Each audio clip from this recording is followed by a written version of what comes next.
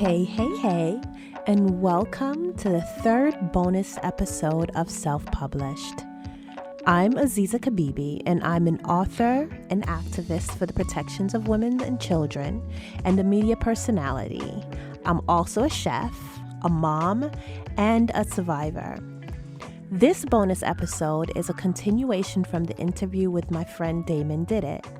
I cannot stress enough the benefit of reviewing your personal experiences with the help of someone you trust in preparation for writing your book. As I mentioned before, my books, Unashamed, A Life Tainted, Volumes 1 and 2, took 4 years to complete the compilation of over 30 years of memories and experiences to create a literary work that would communicate a specific message in hopes that it would enlighten, encourage, educate, and inspire. This part of the conversation between Damon and I candidly explores and describes in explicit detail topics that may be triggering to some, but titillating to others. Please listen with an open mind. We are spiritual beings having a human experience, and I'd like you to consider how listening in on this private conversation that was not intended to be published makes you feel. What thoughts does it inspire? Maybe judgments, criticisms, compassion. That's a thought. Does it inspire compassion? As content creators, we should take our audience into consideration. Even more so now, having to keep YouTube and Instagram algorithms in mind. I would be honored if you would share your experience listening to this conversation. If you are bold enough, do include your thoughts and feelings in a review on Apple Podcasts or Spotify. And if you would prefer some privacy, then please email me your input to aziza@azizakibibi.com. Okay. Now let's get into it. Thank you again for allowing me to caress your eardrums and penetrate your mind. And now, let me reintroduce my friend, Damon Diddit, as he interviews me, Aziza Kibibi, back in 2012 in preparation for writing my memoir.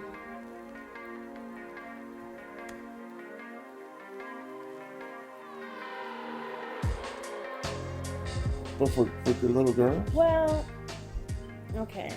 See, that's where I would say by this time, he had already done any and everything with my mom. He had already done any and everything with other women. Mm-hmm. He had orgies and threesomes and he did everything. What's the next step? If you feel limitless and you've done everything and you love sex and you've explored everything, what would be next to explore? There's animals. There's rape. You can rape somebody. Mm-hmm. Men get off on just the power of rape and not necessarily the sexual gratification. But it could have been an ultimate control, because at the same time, the women that he was with, they were still submissive. But for him, to a certain degree. For him to go, for him to just say, okay, well, look, you know what, I need to push my boundaries and go further with this now. The women, I'm burnt out with them. I'm tired of that. I don't want to do that anymore. I'm bored with that. Let me start doing little girls now. Right. So, hold on. Okay, I can see that progression, right? But then now, like you said, it started off that way, but then he started to find a way to justify it to where it made sense. Okay, you know what? Let me keep inbreed and try to keep everything in one family and one bloodline and keep it pure and all that stuff, right? Didn't you say that? That was years down the line. Okay, but even still, it changed. His purpose changed. Right. So that we're not talking about something that's an addiction or there's something else going on. Because he started off as a young man. Maybe it started as something that was purely physical. Mm-hmm. But then as he went on, and my dad was a very spiritual person. Mm-hmm. He explored all kinds of spirituality, Taoism, Khmer, Yoruba, Christianity, Judaism. And so growing up, we went through all of that stuff with him. Mm-hmm. Well, that explains a lot of stuff there. I mean, obviously, when you go that deep into, spiritualities and different religions and cults, you know what I'm saying? Obviously, you start to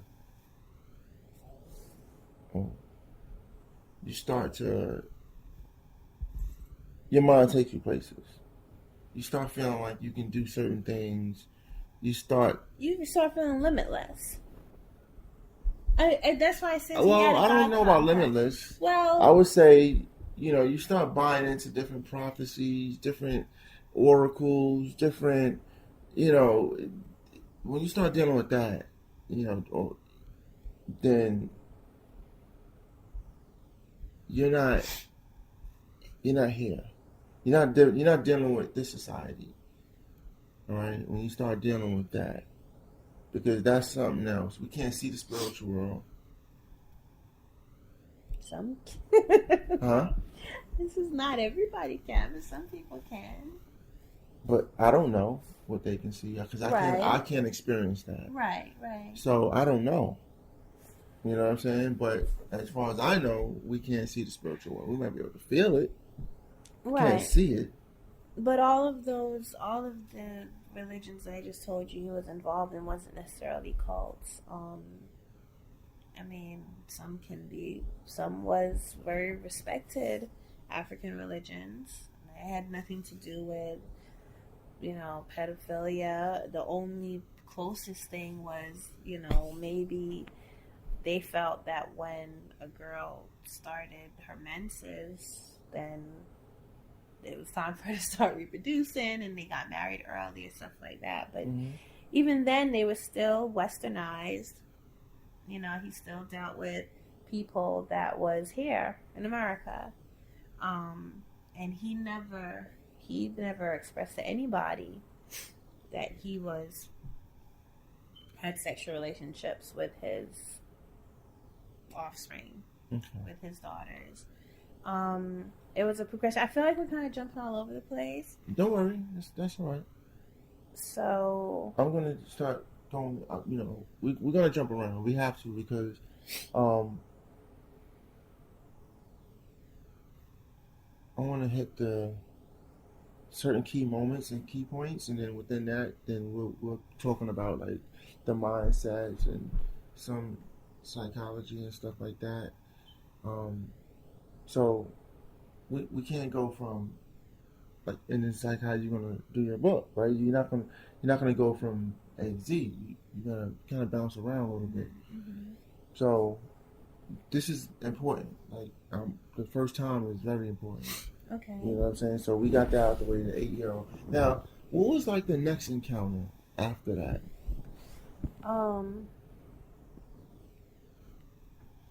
After the first time, it was a while, I would say.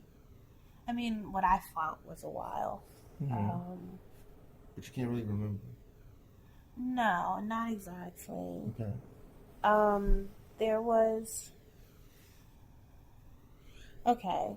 After that first time, I was 8. Then, just before I turned 9, it was like every night he was getting me up out of the bed. I would wake up to him between my legs. Giving you oral. Yeah. I was acting sleep a lot because I just didn't want to participate. Right. I just remember like there was a period like every night. I don't know, maybe for a month. It was through the summertime. Yeah. Okay. I definitely remember. But there was no intercourse there. It was just oral. No, it was just oral. Okay. And it was only him on me. Okay. Then for my 9th birthday, we had went to Alabama to my grandmother's farm. And I remember thinking, like, I was glad we was going because since we was going to be there, then he couldn't get me up at night. Mm-hmm. That wasn't the case. Mm-hmm. Then it was, we rented a motorhome. Some people stayed in the motorhome overnight. Some people stayed in the house. And then what he would do is that he would call me into the motorhome during the day. Mm-hmm. And he would, go down on me. And then I started wondering, was it common in the family? Mm-hmm. Because then I had a cousin in on my grandmother's, on my mom's side. Uh-huh. And I would roundabout kind of ask her, not ask her directly because I knew I couldn't say anything and I would get in trouble probably if I did. But I would just ask her about her relationships with her father and, stuff like that. And I guess I started seeing that, okay, maybe this isn't happening, or is everybody keeping it a secret? Mm-hmm. So then when we went to Alabama, my cousin, he was an older cousin, he had to be in his 20s. Maybe close. He was younger than my dad. He had asked me to sit on his lap one time. Mm-hmm. And I just started developing breasts. Mm-hmm. And he started grabbing them and rubbing them. So then I started wondering, okay, well, maybe this is normal, or is this what the family does? Or, he didn't go any further than that. And then my mom called me or something, and mm-hmm. But okay. Even after we came back, then it was more often. Okay. More often. Your mother still never knew nothing? No, she didn't know what was going on at this point. Okay. Now, let's go to, but at this point, you seem like you feel, you would, obviously you're kind of traumatized by what's going on because there's confusion. He's doing something that you don't want to participate in. Right. You're trying, you go out your way to like, oh, I hope I don't go here. I hope my mother or nobody don't leave the house where Right. That's trauma. Because and then I felt like it was ruling my life. Like I really can't remember anything else. Okay. I remember everyday stuff, but I don't remember like a lot of anything else that was going on between that time. You see what I'm saying? Well, the only thing that was going on was he just kept giving you or eating your stuff. Right. So, okay. That's cool.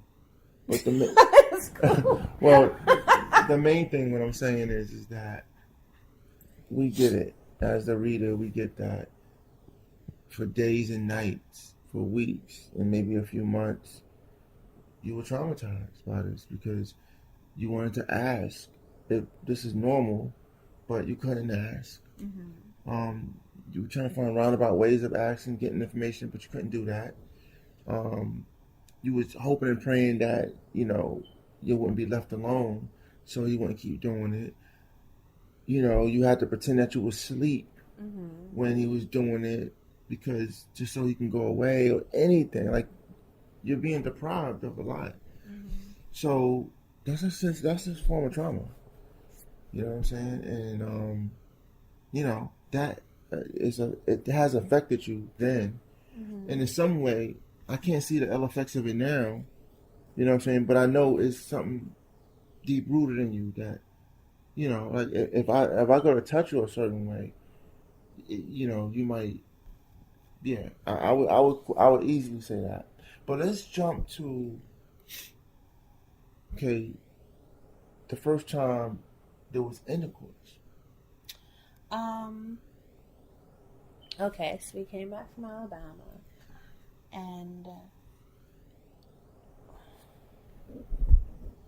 I would say I remember it being cold, and he came and was going down on me. Mm-hmm.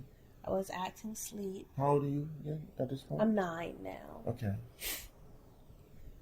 And I felt his fingers. Mm-hmm. And he was trying to put his finger inside me. Mm-hmm. So it hurt initially. Mm-hmm. So I jumped. All right. And I wasn't fake sleeping anymore. And he was like, "Did that hurt?" And I was like, "Well, yeah." And He says, okay. He's like, okay, well, I'll go slower. Mm-hmm. So he fit his finger in. Mm-hmm.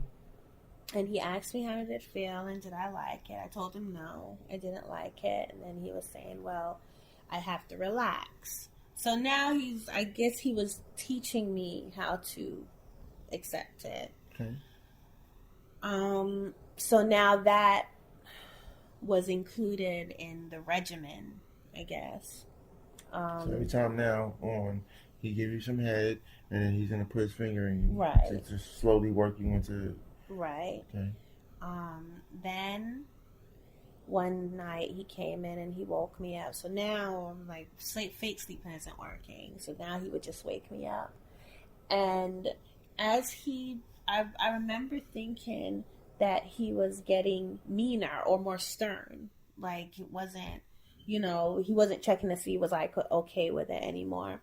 And one night he came in and he started putting it inside of me, and I woke up, and it wasn't his finger. It was a banana. And he had peeled the banana. It was a green banana, and he peeled the banana, and he was saying that he needed to stretch me and make me bigger. Mm-hmm. So he asked me how it felt. Did it hurt? And I was like, well, no, not really. By this time, I was just being agreeable because also the day life is affecting me. My relationship with him isn't just sexual. Isn't just the sexual aspect. During the day, I'm the oldest. I'm responsible for my siblings. We have to do our schoolwork and our homework. I'm still getting punishment if I do something wrong. And then at the same time, I started getting confused because I started to feel like, well, if he's doing these things with me at night, shouldn't I get special treatment during the day? Right, of course. And I wasn't. If anything, I started to feel like he was meaner during the day. I don't know, maybe I acted like that I should get special treatment, because then that's when me and my sister, we started kind of butting heads. And even though we was little kids, but she started like not listening to me. And yeah, I mean, our life in general was, it was just different. There was a gap, like a pause between 9 and 10, because then he started, that's kind of when, well, he was already involved with Akua, but he was getting really intense with Akua's friend. And they would come over, and I would just hear them like having sex in my parents' room. Like they were just doing, I don't know, it was him and 3 other women. Where was your mother at this point? She was with them. Okay. She was doing it with them. Okay. So, so there was a break. But I guess when he got back to me, I think that's when he then intended, it was his intentions to. During that break, how was you feeling? Was you relieved? Oh my gosh, I was so glad I could get some sleep. I could sleep. Was you scared at all that maybe he will come back and do it again? I think I assumed that he wasn't going to. Because I just completely relaxed. I just assumed that it was over. Whatever I needed to be taught, I was taught, and that was it. So then when the next time he came and banana thing started, and yeah. Then at that point, it was just going regular. Yeah, it was pretty regular. And how often would you say it was regular? How frequent was that? There was times it was every night. Then every night for what period of time? For like what? I would say a week, a month? Yeah, no, I would say probably like a week. And then Karen would come and stay over. So then there was nothing. And then what was your mother at? She was there. What do you mean where she was at? Like what? See, you know what it is? I'm thinking they were never married, right? Huh? They were never married, right? Yeah, they were married when I was 6 months old. They was 18. Okay, so his wife was okay with him having No, orgies. she didn't know yet. Wait, I'm sorry. Finish She your was question. okay with the orgies and the other girls and stuff. She was. Okay. Have you ever spoken to your mother about that? Like, why was she okay with that? She was conditioned to a certain degree. Okay. He was always, for lack of a better term, promiscuous. Okay. While they was dating, she says that they, there was rumors that he was seeing somebody, other women. After they got married, they met in school. Where? Eastside High in Patterson. Okay. After they got married, there was rumors that he was having sex with her cousin and her best friend's sister. And hey, you. Just a quick reminder, if you want to learn more about anything I share here, please follow me on Instagram and Facebook and subscribe to my YouTube channel. Everything is Aziza Kibibi, and for even more resources on abuse prevention and recovery for yourself or someone you know, go to preciouslittleladies.org, where we strengthen the bond between mothers and daughters to combat child molestation, incestuous abuse, domestic violence, and sexual assault. And our motto remains, it's okay to tell.